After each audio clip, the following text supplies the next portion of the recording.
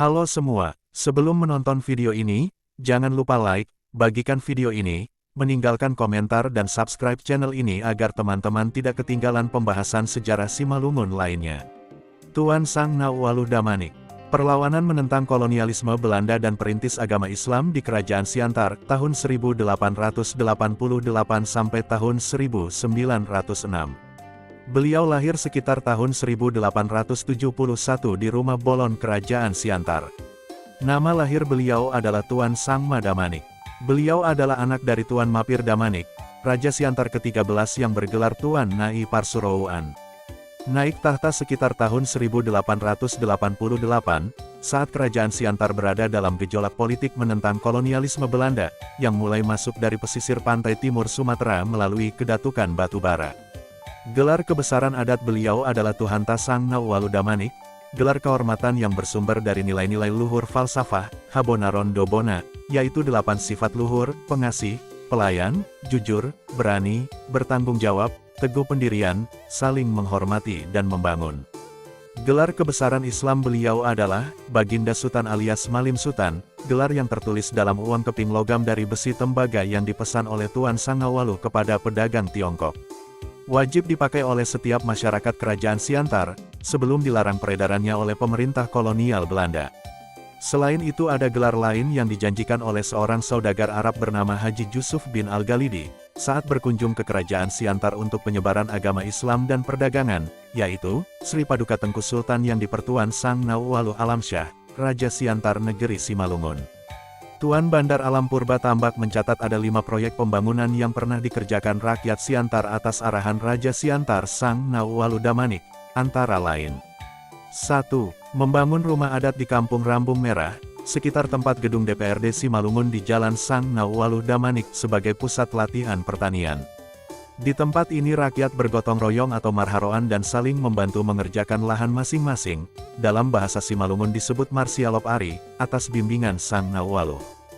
2. Seiring dengan peningkatan aktivitas ekonomi dari pantai timur Sumatera melalui kota perdagangan, pedagang Tiongkok menyebutnya, Sang Pangtu, di hilir sungai Babolon yang mengalir ke Selat Malaka. Tuan Sang Nauwalu mengarahkan rakyatnya, marharoan, atau bergotong royong, memperlebar jalan setapak menjadi jalan yang bisa dilalui kereta kuda dari Pardagangan sampai ke Tiga Siantar, pasar mingguan yang dibangun Sang Nauwalu di pematang Siantar sekarang ini. Barang niaga yang masuk ke Siantar pada masa itu adalah barang-barang pecah belah, seperti keramik dari Cina, pinggan, mangkuk dan mata uang. Sedangkan senjata api kebanyakan dari pedagang Portugis seperti meriam atau lela, bedil atau bodil panguras, dan bodil sitenggar. Alat-alat musik seperti gong, genggong, dan lain-lain. Garam dan alat-alat rumah tangga lainnya biasa juga didatangkan dari Batubara, sementara lada banyak dijual kepada para pengumpul dari Eropa. Pada masa itu lada adalah produk pertanian yang mahal harganya dan banyak dibudidayakan di sekitar pantai timur Sumatera. 3. Mendirikan rumah adat di Kampung Nagahuta sebagai pusat pengajian agama Islam. 4. Rajin mengunjungi kampung-kampung untuk memeriksa dan memberi petunjuk dalam penyelesaian rencana-rencana kerja. 5. Menganjurkan rakyatnya untuk memotong rambut anak-anaknya dengan meninggalkan rambut selebar 3 jari di atas kepala yang disebut pangkas khusus, dan menjaga kebersihan rumah masing-masing dan kampung. 6. Menganjurkan rakyat Siantar untuk memelihara kuda dengan sistem mamahan huda. Dengan sistem ini, pemilik kuda merelakan kudanya untuk dipelihara orang lain, dan anak kuda yang dipeliharanya menjadi milik si pemelihara, dalam bahasa Simalungun disebut pamahan huda. Kuda pada masa itu sangat dibutuhkan sebagai sarana transportasi dan tunggangan prajurit Siantar. Ada hal yang menyebabkan Tuan Sang Nauwalu tidak suka dengan pemerintah kolonial Belanda. Menurut saya sebagai seorang sejarawan, penyebab awal terjadi sewaktu pemerintah kolonial Belanda memasukkan Tanjung Kasau menjadi bagian dari Onderafdeling Batubara tahun 1882. Lepasnya Tanjung Kasau dari wilayah Kerajaan Siantar, berpengaruh langsung terhadap perdagangan Kerajaan Siantar di pesisir. Di mana hasil bumi yang ada di ibu kota atau Pamatang dibawa menuju Partuanon Bandar di perdagangan dan akhirnya menuju Tanjung Kasau, Batubara dan wilayah Kesultanan Asahan yang langsung berhadapan dengan pantai Sumatera Timur, Selat Malaka. Posisi jalur perdagangan ini sangat tidak menguntungkan Kerajaan Siantar sejak Tanjung Kasau lepas dari wilayah Kerajaan Siantar, tujuan pemerintah kolonial Belanda sudah pasti ingin memperkecil perlahan demi perlahan wilayah kerajaan Siantar dan akhirnya terwujud di tahun 1906. Tuan Sangawalu dimaksudkan dari tahta kerajaan untuk perluasan perkebunan atau onderneming Belanda ke wilayah Simalungun, dan pada tahun 1917, kerajaan Siantar sudah resmi menjadi Gemeente atau kota praja, ibu kota dari Afdeling Simalungun en Karolanden.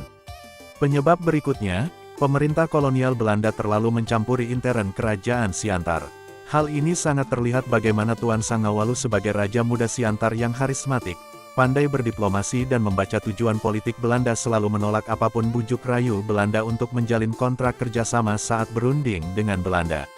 Kontroler batubara bernama Croesen pernah berkunjung ke kerajaan Siantar untuk berunding dengan Tuan Sangawalu, walau hasil pembicaraan mereka tidak memberikan petunjuk yang jelas bagi perbaikan hubungan. Tuan Sangawalu tetap bertahan pada pernyataan sebagai raja yang merdeka, sementara Croesen mencoba membujuknya agar mematuhi pasal-pasal yang dibuat dalam kontrak tahun 1891 serta pernyataan yang dibuat oleh Tuan Sangawalu pada tahun 1888, pada saat Tuan Sangawalu baru naik tahta. Hal ini didiamkan sampai awal abad 20, tetapi saat Residen Pantai Timur Sumatera atau Sumatra Oskus, H.A. van der Steenstraten pengganti Michelsen, mulai memperhatikan situasi masalah ini. Croesen akhirnya digantikan oleh J.C. Westenbeck yang dianggap gagal menangani Raja Siantar. Di samping itu desakan dari para pengusaha perkebunan untuk membuka perluasan lahan perkebunan mereka ke daerah Simalungun tidak bisa ditahan lagi. Sama halnya seperti Croesen, Westenbeck yang berunding dengan Tuan Sangawalu pun tidak menemui hasil perbaikan hubungan. Tetapi berbeda dengan Croesen yang menyerahkan masalah Raja Siantar kepada Residen, Westenbeck menyimpan sakit hati kepada Raja Siantar dan memilih jalan kotor untuk menyingkirkan Tuan Sangawalu dari tahtanya. Karena Raja Siantar adalah penghalang terbesar untuk menaklukkan Simalungun setelah Tuan Rondaheim Raja Raya yang sangat ditakuti Belanda dulu telah wafat di usia lanjut. Westenbeck mengetahui bahwa Tuan Sangawalu sangat tertarik dengan Islam dan resmi memeluk agama Islam pada tahun 1901. Tiedemann juga mencatat Tuan Sangawalu giat sekali dalam mengembangkan agama Islam di Siantar dengan bantuan dari para mubalik dari luar Siantar. Agama Islam masuk ke kerajaan Siantar melalui Kedatukan Batubara Kepartuanon Bandar. Sejak tahun 1850 di hilir Siantar seluruhnya sudah memeluk agama Islam melalui guru-guru dakwah Islam yang masuk ke bandar umumnya datang dari Batubara, Siak, Minangkabau dan Mandailing. Guru-guru dakwah ini jugalah yang datang ke kerajaan Siantar untuk membantu Tuan Sangawalu menyebarkan agama Islam di Siantar. Di samping itu ada hubungan yang baik antara Tuan Sangawalu dengan saudagar dari Arab bernama Haji Jusuf bin Al-Ghalidi yang berkunjung ke Siantar untuk membeli produk hutan sebagai komoditi ekspornya. Saudagar Arab itu menjanjikan Tuan Sangawalu meminta gelar Sultan kepada Kesultanan Turki Utsmani asalkan Tuan Sangawalu bersedia menjadikan Siantar sebagai kerajaan Islam. Tentu hal ini menjadi ketakutan sendiri bagi Westenbeck kalau Tuan Sangawalu mampu menggabungkan kekuatan bangsawan kerajaan di Simalungun yang masih berkepercayaan leluhur atau Parhabonaron dengan kekuatan Islam. Hal ini terbukti RMG dari Residen Tapanuli akhirnya mulai masuk ke daerah Simalungun di pesisir Danau Toba mulai dari Haranggaol, Sipolha, Tigaras, dan Parapat. Dibantu oleh Batak Mission, Guru Zending Batak untuk menyebarkan agama Kristen Protestan kepada raja-raja Simalungun yang masih berkepercayaan leluhur atau Parhabonaron. Ini dilakukan untuk membendung penyebaran agama Islam yang kuat dilakukan di kerajaan Siantar oleh Tuan Sangawalu.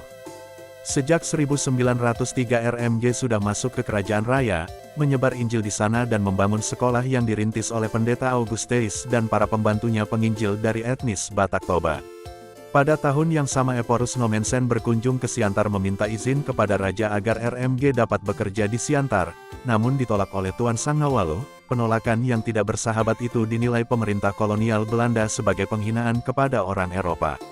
Sejak saat itu berbagai tuduhan dan fitnah banyak dilakukan Westenbeck kepada Tuan Sangawalu. Sampai terjadinya peristiwa meninggalnya Tuan Dolok Malela setelah kembali dari pertemuan dengan Kontroler Kartos pada bulan Mei tahun 1905.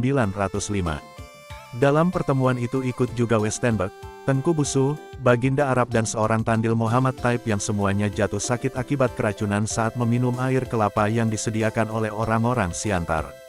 Pada bulan September tahun 1905, Westenbeck kemudian berunding dengan Residen J. Balot untuk menurunkan Tuan Sangawalu dari tahtanya dan untuk selanjutnya ditahan. Residen Balot menyampaikan hal ini kepada Gubernur Jenderal J.B. Van Heels dengan melaporkan bahwa Sangawalu adalah sosok yang membahayakan kondisi dan ketertiban di daerah Simalungun. Inti dari laporannya adalah bahwa Tuan Sangawalu tidak mau mengakui kekuasaan pemerintah kolonial Belanda dan menolak penandatanganan Korte Verklaring. Gubernur Jenderal Van Heels yang membaca surat Balot kemudian membuat keputusan bahwa Sangawalu tidak diakui lagi sebagai Raja Siantar dan dianggap tidak berwenang lagi untuk memerintah Kerajaan Siantar. Keputusan ini dikeluarkan dengan Beslit nomor 1 tanggal 24 April tahun 1906, setelah itu Tuan Sangawalu ditangkap sampai akhirnya diasingkan ke Bengkalis oleh pemerintah kolonial Belanda. Setelah pemerintah kolonial Belanda berhasil menurunkan Tuan Sangawalu dari tahtanya, keadaan di Kerajaan Siantar pun mengalami perubahan yang cepat. Sejak tahun 1917 pemerintah kolonial Belanda menjadikan Kerajaan Siantar menjadi Gemeente atau kota praja ibu kota dari Afdeling Simalungun en Karolanden. Terjadi migrasi besar-besaran dari etnis Batak Toba dari residen Tapanuli untuk penyebaran agama Kristen dan membuka lahan sawah di Siantar pimpinan Andreas Simangunsong. Begitu juga etnis Angkola dan Mandailing dari residen Tapanuli datang ke Siantar, sebagian kecil dari etnis Angkola juga bekerja di lahan sawah, tapi pada umumnya mereka datang untuk berdagang dan berdakwah dengan banyak membuka sekolah Islam Muhammadiyah di Siantar. Etnis Jawa didatangkan pemerintah kolonial Belanda untuk membuka perkebunan di Siantar, tetapi saat Belanda kalah dari Jepang, hampir 80% etnis Jawa banyak yang kembali ke Jawa, sebagian kecil akhirnya menetap di Siantar dan membuka sekolah NU. Sementara etnis Cina atau Tionghoa keberadaan mereka memang sudah cukup lama ada di Siantar, sebagai mitra dagang raja, dikenal dengan kampung dagang atau kampung Cina, mayoritas mereka berdagang. Kelemahan dari masuknya etnis lain ke Siantar dalam jumlah besar akhirnya menciutkan populasi etnis Simalungun sebagai penduduk asli Kerajaan Siantar. Posisi setelah diturunkannya Tuan Sangawalu dari tahtanya harus diakui sangat merugikan etnis Simalungun. Apalagi periode tahun 1920 sampai tahun 1930, etnis Mandailing dan etnis Jawa banyak mendirikan sekolah dan ormas Islam Muhammadiyah dan NU yang tidak lagi bernuansa budaya Simalungun seperti yang sudah dirintis oleh Tuan Sangawalu Damanik. Perintis Islam Partongah yang berbudaya Simalungun. Banyak etnis Simalungun yang bergabung dengan Muhammadiyah dan NU yang akhirnya membuat keberadaan Islam Partongah yang berbudaya Simalungun menjadi memudar di Siantar, sudah jarang terlihat. Menurut saya, Tuan Sangawalu adalah tokoh yang sangat karismatik dan dihormati rakyatnya, pandai berdiplomasi dan bisa membaca jalan politik kolonial di masanya. Itu terbukti saat pemerintah kolonial Belanda kewalahan menghadapi Tuan Sangawalu yang sangat pandai berdiplomasi dan berpolitik sehingga harus dimaksulkan dengan cara picik dan kotor oleh pemerintah kolonial Belanda. Bahkan sewaktu Tuan Sangawalu diasingkan di Bengkalis, pemerintah kolonial Belanda masih menawarinya kerjasama dengan perjanjian mengembalikan posisinya menjadi raja, tapi beliau tetap menolak. Generasi Simalungun sekarang yang memiliki talenta dalam ilmu politik bisa mengambil contoh yang baik dari Tuan Sangawalu sebagai leluhur kita bersama yang pada masanya dihabiskan untuk berdiplomasi, membaca jalan politik dari pemerintah kolonial Belanda. Begitu juga dengan ormas Islam yang ada di Siantar, harus memiliki kemauan ikut serta dalam pelestarian budaya Simalungun agar Islam Partongah yang dulu sudah dirintis oleh Tuan Sangawalu itu bisa terlihat kembali. IKIS dan seluruh ormas Islam yang ada di kota Siantar dihimbau untuk memperkenalkan Tuan Sangawalu sebagai perintis penyebar agama Islam dari Siantar, yang masuk dalam historiografi nasional Republik Indonesia. Para tokoh penyebar agama Islam di Nusantara, salah satunya adalah Tuan Sangawalu Damanik dari Kerajaan Siantar. Menurut saya, hal ini sangat penting untuk membantu pencalonan Tuan Sangawalu Damanik menjadi pahlawan nasional Republik Indonesia. Dengan bantuan dari MUI, IKIS dan seluruh ormas Islam yang ada di kota Siantar seperti Muhammadiyah, Nahdlatul Ulama, Jamiatul Al-Wasliyah dan lain-lain, bekerja sama dengan Partuha Maujana Simalungun, Himapsi, Universitas Simalungun dan seluruh ormas Simalungun. Terakhir bantuan wali kota dan anggota Dewan Kota Pematang Siantar, baik dari partai Islam seperti PKB, PAN, PKS dan lain-lain. Bantuan partai nasional di kota Siantar seperti Gerindra, PDI Perjuangan, Golkar, dan lain-lain.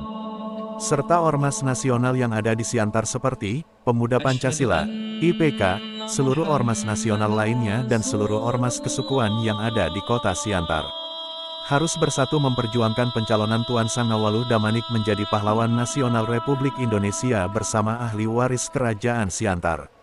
Semoga saran saya ini bisa diterima oleh semua pihak, karena kota Pematang Siantar, kota yang terkenal dengan toleransinya, kota multietnis dan kota kedua terbesar di Sumatera Utara belum memiliki pahlawan nasional sampai sekarang dari etnis aslinya yaitu suku Simalungun. Semoga bermanfaat. Salam hangat dari Laskar Sang Nawwaluh. حي على الصلاة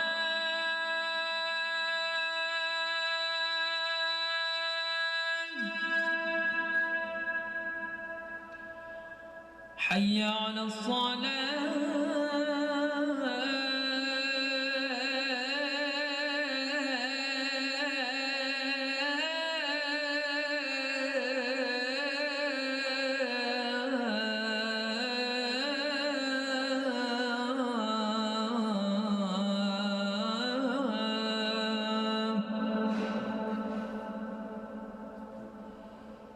حي على الفلاح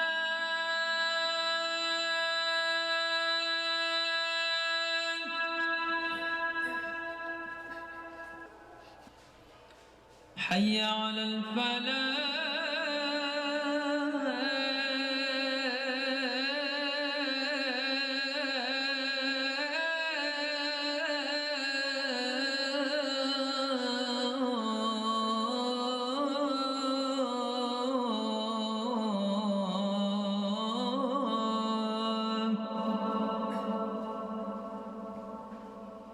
الله أكبر الله أكبر